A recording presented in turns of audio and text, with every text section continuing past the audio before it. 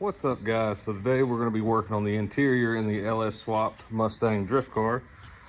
First things first, we're going to get our battery out of here, get rid of this whole fire hazard, get that thing charged back up. I think it's just needs charged. It's been in the car for a couple years now. After that, we're going to work on maybe a shift boot, possibly getting a passenger seat put in. Going to tie up all our wires and just overall tidy this thing up. Working inside of a car with a roll cage is not fun, but gonna snatch this battery out real quick, take it somewhere and get them to charge it up and test it. Hopefully it's still good, and then maybe we can work up front where there's a little more room. All right, well, got my new battery. I need to pick up a little bit more hardware to get that mounted in there completely.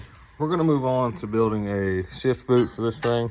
At the end of the day, I want that plate to fit around this shifter and cover up all of that empty space right there that I had to cut out for our shifter on our T56 to be able to come up through the floor.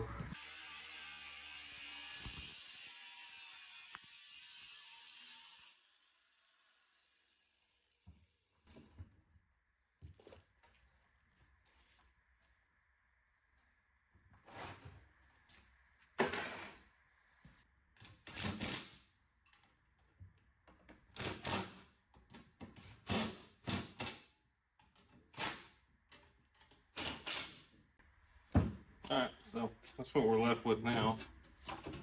And then this fancy race clip boot goes onto this piece and snaps in place.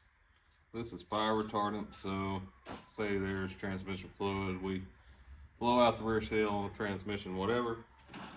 If there is a fire right at the transmission area, this should at least buy some time before it gets into the cab and let me get out safely. So trying to build this thing as quickly as possible because we're ready to go to the track, but I also want to keep safety in mind. So stuff like this is just going to help make sure we stay safe.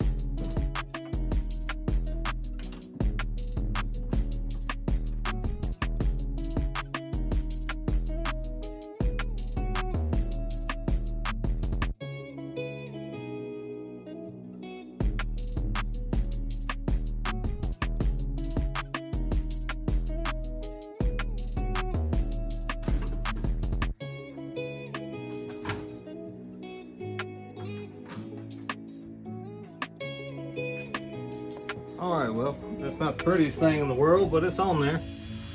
We got our shifter on and a nice little layer of sheet metal all around it. We're gonna put the actual shift boot on it now, and I think it's gonna look pretty good. I definitely went a little overkill with the shift boot for this car, but got a race clip fire resistant shift boot. And the whole thought behind this is, this transmission uses automatic transmission fluid, so HEF, and that stuff is highly flammable. And so just kind of trying to make this thing as safe as possible. I don't think anything would happen and we would have fire coming from right here, but if you can spend a few more dollars and just have that much more security about it, I think it's very, very worth doing it. So Alright, so I'm playing around with how to mount this handbrake. Obviously I was using the Scotty D Race Development handbrake bracket before, which bolted where the factory shift boot did. So obviously we can't use that again, but I'm trying to modify it to see if it'll work. We may be a little too far forward right now, but I think I can adjust on that a little bit on the actual handbrake itself. But we've got one rib nut and hole drilled right now, just kind of hold it in place, see if this is going to work.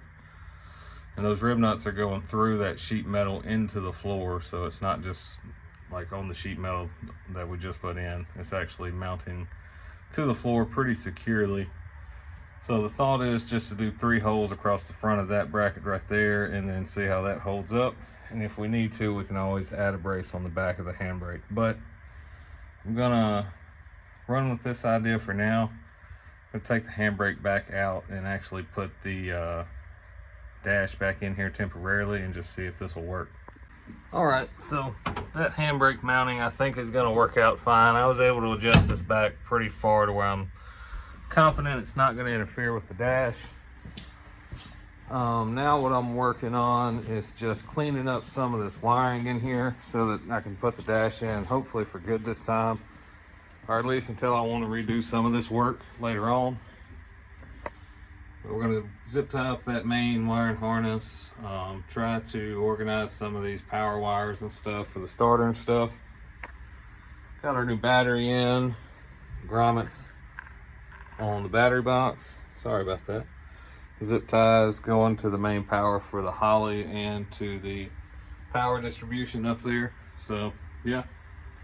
Gonna keep on zip tying this up, then we'll throw this dash in and see how everything looks.